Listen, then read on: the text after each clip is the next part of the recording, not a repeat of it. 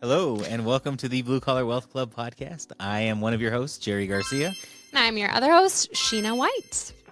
Awesome. Today we want to talk a little bit about growing yourself to grow your business. Yes. So I know it's everyone's favorite topic, personal development. But in reality, I think the number one thing that you can really invest in is yourself. And I think, obviously, if you're listening to this podcast, you're probably already the type of person who is working on developing themselves, growing themselves, trying to better themselves to grow their business. So you're off to a good start. Yes. Right. I think that the biggest thing is, recognizing who you want to be in the future, and that, we talk a lot about, 10xing your business, right? So like, say you have $1 million business, you want a $10 million business. What does that mean? But this is kind of like, how do we 10x ourselves, right? Because if you're the leader and owner of a $1 million business, what do you have to look like to be a leader and an owner of a $10 million business? Right. And there are going to be lifestyle adjustments for yourself, not from the perspective of like, I have more money, I can spend more money and dress nicer. And, there is some of that. A lot of owning, being a successful business owner and really elevating yourself is putting yourself in the right circles. Mm-hmm. Are you spending money to join the networking groups with the people you want to be around? Are you, spending the money to be in the circles that you want to be in? There's a lot of different things that can mean. Yeah. And are you really focused on growing your own mind and your own abilities? So in the book, 10x is easier than 2x, they talk about your unique ability and how you need to really hone in on that. And you really need to go all in on that and growing that, and that you'll have different iterations of that because it'll morph and change over time to an extent. But if you're staying in your unique ability, it will allow you to really not just 10x your company, but also 10x yourself. Yes. So definitely digging in and doing the work to kind of grow yourself. Step one is just kind of doing anything, right? Anything you could think of, listening to podcasts, listening to books, spending time researching whatever your craft is, learning the new techniques, learning new methods, new equipment, whatever it is. Start wherever you can start, whatever comes to mind first. And as you start to get into that, the more books you read or listen to, the more podcasts you listen to, the more ideas you get, the more you realize that there's other people out there like you, other people, and I think especially in the blue collar space, it's very easy to feel like, this is just a construction business. Like it feels very detached from the rest of, the business world, but in so many ways, it's just not. And some of the wealthiest people that we know own construction businesses, are in those fields, making more than doctors, making more than lawyers. So it's out there. And part of that development is, figuring out that you belong in those circles, you belong in those rooms, and understanding that if you run your business the right way, what you do is easily as respectable as anybody else, and not letting your own mindset around that maybe hold you back from really trying to advance yourself. Yeah, and becoming a great leader, right? Because it doesn't matter what the business is doing. If you're running a $100 million company, the biggest thing is you as a leader, right? So in, I don't remember which book it is, but in one of John Maxwell's books, he talks about the law of the lids, and that a company will only grow to the lid of its leader. And so if you want your company to grow beyond your lid, you have to grow you. Right. And it'll happen. You'll see it in your organization where there'll be other leaders within your organization that you'll start hitting their lid, and you'll start to see it. And that's when you either need to help them grow and maybe they can get past it. They can lift their lid, or they just need to get out. And I see this a lot in organizations when we're getting really into hyper growth mode and really thinking about the pieces on the board. Sometimes there are pieces that just have to go. Jerry sometimes calls me the harbinger of doom because when I come into an organization, I don't know. Sometimes a lot of times they just quit. They know they hit their lid. They know it's time to go. Sometimes it's a good partying. Sometimes it's not.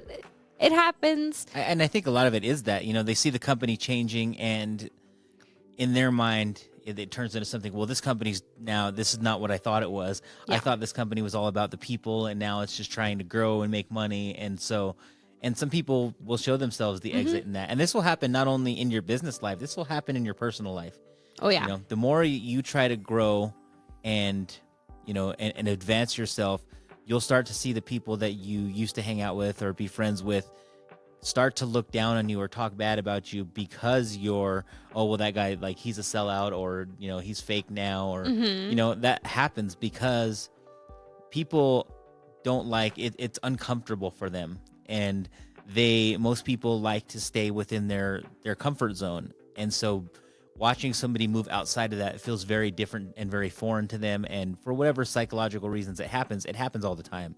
As you grow as an individual, as you try to further yourself and get better and build a better life for yourself, you'll see people around you who used to root for you are no longer.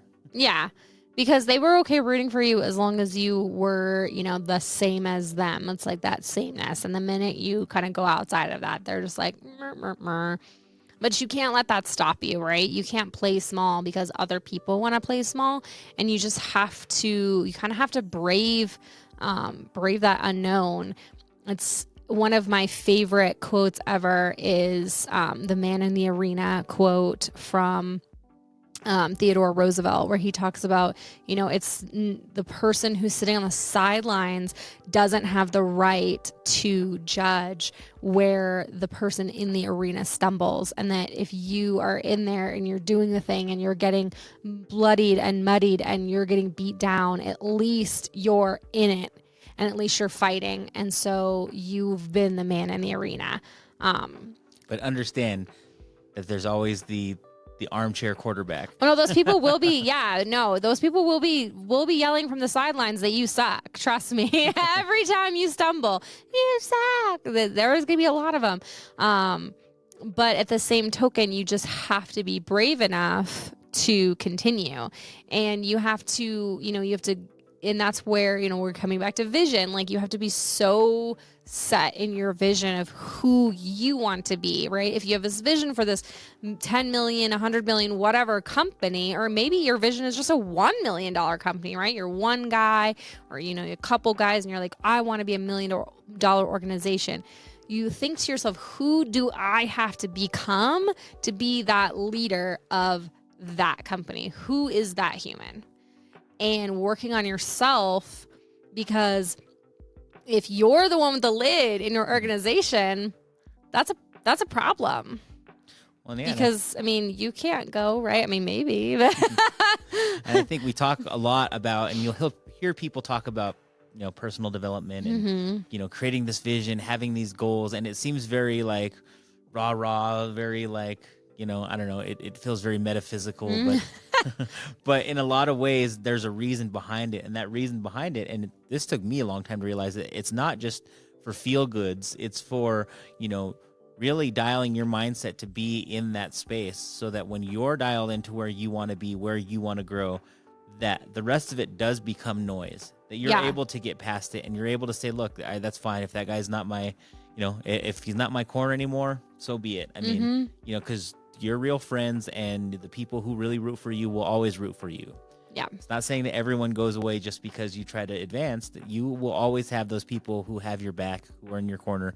But just know that, you won't have all the same people in your corner at all times. And sometimes it'll be the people you thought were going to be most in your corner that aren't. Sure. And that is hard. But you have to be willing to brave it and to have the hard. I always envision, like in the movie Wonder Woman, when she's running across that field and getting shot at, and she's like, never saw it. You what? Okay, we're watching that later because this is my favorite scene of any movie ever, I feel like. Okay, so in the movie Wonder Woman, it's France in the middle of the war. I think it's World War One. I think it's World War One. Anyways, and she is running across this field and they're like, you can't get across that. There's all these people going to shoot at you. And she's like, whatever, screw you. And she just goes and she has her little bracelets and she's like, bam, bam, bam, bam, all the way across the field. And she doesn't get hit. It's amazing. And she made it, but because she knew where she wanted to go. And she was like, nothing and no one can stop me. These people are going to shoot all these bullets at me. They're going to throw everything they got. I'm strong and I can do it. And so you have to be that way. Like, you have to have that vision of like, okay, who am I going to be? I'm going to be that person who's just like, I'm going to run across that field. No matter what anybody shoots at me, I'm getting to the other side. Understand that along that journey, a lot of times you'll get discouraged, right? Because I've been there. I'm like, well, screw that. I'm doing it anyway. And then you get there and then the things that we're saying happen and it starts to feel bad. And you're like, well, who am I to turn these people away or to not, maybe I am selling out. Maybe I am, not meant for all of this. Maybe who am I to be that guy? To be that guy that I looked up to, that kind of got me down this path. And then you'll get, it's not a straight line. Oh, yeah, no, she fell down once, and she was like, and she was all like, See, he hasn't seen it. He doesn't know. But she fell down, and she got back up, and she kept running, and she made it happen. And so my point with this is, even if you fall down, even if you, derail, even if you're like maybe in a moment where you're just like, I don't know if I can keep going, you're really focusing on the vision. Who do you want to be, and how do you want to transform yourself, right? Who is the you want to become? Like really futurizing you, because in futurizing your company as the leader, you have to really visioneer and future yourself and who that person is, and you have to do the steps to become that human. Because if you're trying to transform everyone else around you, but you're not looking at yourself for transformation, it will not work. I promise you it will not work. If you're like, I'm good, all y'all need to change, you're done. You're done. And this is another reason for the vision boards, right? Like, take the overall, like, hey, what do I want to do? I want to drive this car, put up a picture of it. I want to have a house like this, and put all that stuff up, because it really allows you to take the time to, in your brain, visualize yourself in that space. Yeah. And it puts you in the right mindset to really focus on, okay, what do I have to do to be that person? Yep. And, we've talked about this a lot in our past. Before we met each other, we had both come out of marriages that didn't work out, and really trying to decide what it is that we wanted in our next partner, and really having that vision, and what we were willing to sacrifice as far as like, okay, doesn't have to be, because we don't envision the perfect mate, but like, okay, well, it's okay if they're not this, but I want this. These are my must-haves. They must be this, they must be this, they must be this. And really saying, okay, well, I have to be the type of person who attracts that type of person. Yeah. And that's realistically what both of us did unknowingly before we ever met, is both had these separate conversations with ourselves and really started working on ourselves to be the type of person who would attract that type of person. Well, I think it's yes. I think it's that second step though that's the most important. Right? I think a lot of people decide what they want, but they don't go the next level and say, okay, well, if I want this human, then who do I need to be that human wants? And that's the hard part, And you could take examples from the people that you look up to, the people you say, I want that lifestyle. Well, watch them. Okay, well, what are they doing? Okay, well, what do I think they do when they go home? Do I think that they go home and do nothing all night? Or do I think that they go home and they are working on their business, or they're reading, or they're exercising, or they're, what is it that person is doing to get to the point where they're at? And even if your vision of what they do isn't 100% accurate, it gives you the ideas, because in your mind, you know what you need to do to get to where you want to be. And it helps you to take that design and start implementing it into your own life. Well, it's like I was listening to the book 10X is Easier Than 2X, and in the Audible version, there's a lot of interplay between the two authors. They do kind of an interview style talking about the book. And the one author who is the leader of Strategic Coach, which is a huge business coaching organization, he was talking about his day, and he was also talking about his year and how he structures it. He actually takes 180 free days every year. Wow. And at the beginning of the year, he literally sets them all out and he says, these are the days I am not only am I not working, I'm not thinking about work. I refuse to even think about work on these 180 days. That is half the year. It is. Yeah. One half of the entire year, he's not thinking about work.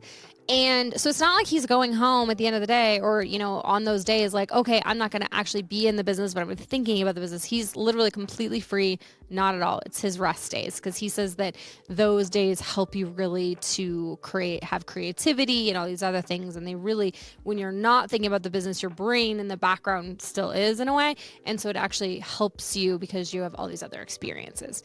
And then he has what he calls focus days, where that's where he's focused on the business. And the whole day, 100% is all like working on the business, working with clients, all the things. And then he has buffer days where it's kind of fill in. And if he, has some free time or he, has kind of, he needs to do extra stuff, he has that buffer time in there. And those are the 3 types of days he has.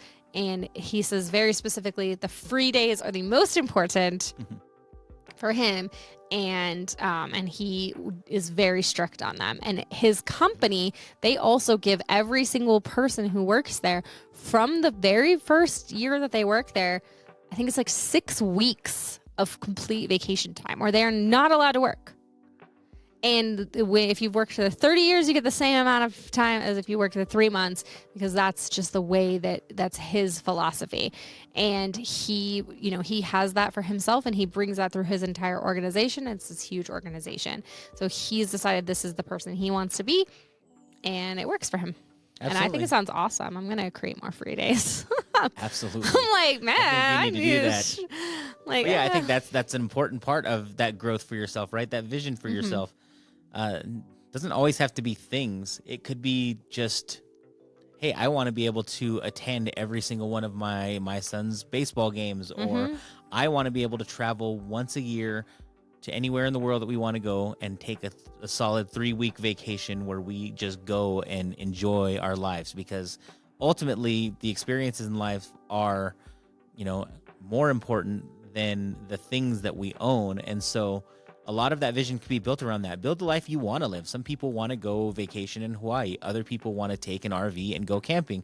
Other people want to, I don't want to take an RV rock and go climbing. camping. Other people want to go on cruise ships. I mean, everyone has their own vision for what they want out of their life. And so for you to build your life the way that you want it, not what anybody else's vision for what their success looks like, what you want it to be for yourself, and really take the time to think about what that would look like. What would that ideal life look like for you?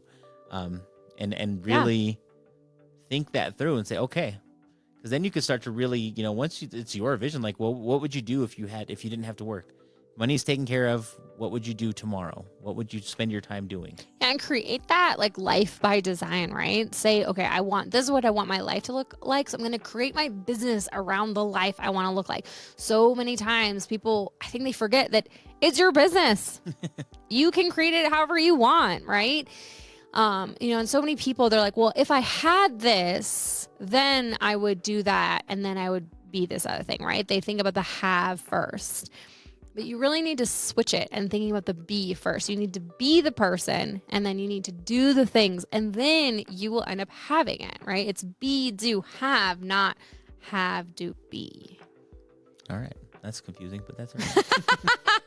I know. For me, there was a very light bulb moment, and I don't know if everyone experiences that, but I remember very specifically working. This is when I worked at the casino as a poker dealer. And somebody came in and he was dressed real nice and he was buying a bunch of poker chips to go play poker. And I'm like, man, like, must be nice. Like, I wish that was my life. And then for whatever reason in that moment, I know the guy. He was a regular. I'm like, well, why is it not? Like, that guy's not any smarter than me. He's not, any more skilled than I am. Like, there's no reason that can't be my life. And for me, that was kind of a life-changing moment where from that point on, I kind of started thinking like, okay, well, now, like, how did he accomplish that? What did he do? What do I have to do to get to that point in my life? And from then on, it's been a lot about personal development for me. Mm-hmm. Yeah, I mean, and for me, I just knew, like, mine all started from hating where I was. Like just really being like, this is not working for me. Everything about my life was just not working for me. But realizing the things that I really wanted to keep sacred. Like I, most days take my kids to school and most days pick them up. Now, not every day because I have business and stuff like that. But one of us is always there to drop them off and to pick them up. Right. And that was something that was very important to me. And then, being able to, you reference games, like being able to take my kids to their activities and be really involved in their lives was something that was really important to me. And there was no way I could do that with a 9-to-5 job. It just wouldn't be possible. And I had done that before when my daughter was really, really little. I went back to work and I was dropping my baby off at 6 o'clock in the morning and barely getting her before the daycare closed at 6:30 at night. And I was tired and I still had to work after work. And it just was awful, honestly. I mean, I was making quote unquote good money because I was a salesperson with a very, very solid base salary plus commission, and I was really good. So my commission was not small, but it sucked. It sucked. And now looking back, it's like, okay, that good money was not that great comparatively. And it just stuck me to this thing and this path. And so I think that you just really have to decide, like, what is the things you're willing to sacrifice, but more than that, what are the things you're not willing to sacrifice, right? What are the non-negotiables for you? And how do you work your business to where it gives you that lifestyle that encourages those non-negotiables and allows them to be possible? I mean, you think about it, one of the biggest businesses in the country, Chick-fil-A, stuck to their, like, we don't open on Sundays. Right? And Yeah. that's unheard of from a fast food restaurant because that was a non-negotiable for them. Oh yeah. Like they're potentially getting kicked out of a couple airports and rest stops because they need to be open on Sunday. And they're like, well, sorry, we're not going to do it. Yeah. They won't you can kick us out. We're not doing for it. those locations. And so, so building your business to your vision, that's kind of what we always talk about. The reasons that we find people and delegate and automate, and the reasons we talk about all this stuff is to grow your business in a way that it's serving your life. I mean, it's your business. Make it the business that you want. Make it work for you. Make it your dream life. And become the person you want to be, right? Don't just be aspirational forever and say, it must be nice to be that person. It's like, okay, yeah, it probably is, but it must be really hard too.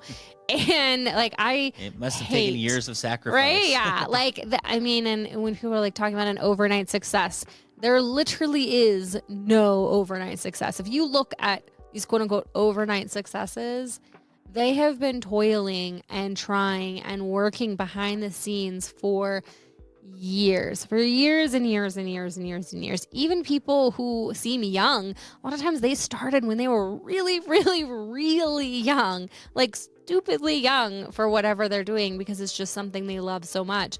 I mean, like, I think Lady Gaga is a really great example. She just kind of burst on the scene, right? I mean, years ago, right? She's huge now, but I'm talking about at the very beginning. When she first became famous and everyone's like, oh my God, she's just an overnight success. No, that chica had been toiling for forever. Like she had been pounding the pavement like you wouldn't believe for her craft. And so you have to be willing to keep going and to keep becoming even when it's hard and even when it feels like you're never going to make it. Because the only way to be an overnight success is with a shnikey ton of work ahead of time.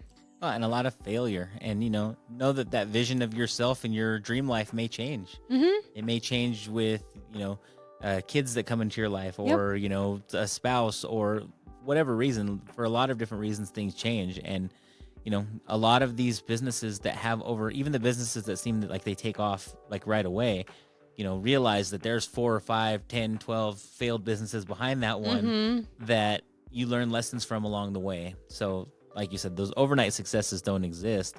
There's so much more sacrifice and pain behind those successes that get those people to where they're at. Yeah. You talk about Sylvester Stallone when he wrote Rocky, and he refused to sell the rights to that script to anybody who wouldn't cast him as Rocky, to the point where he was poor. He had to sell his dog to just to get food to eat. And then he finally was able to convince the studio to make this movie and to allow him to star in it. And it changed his entire life. He bought his dog back. And Okay, I was going to say, did he get his dog back? That's so sad. Like his little puppy.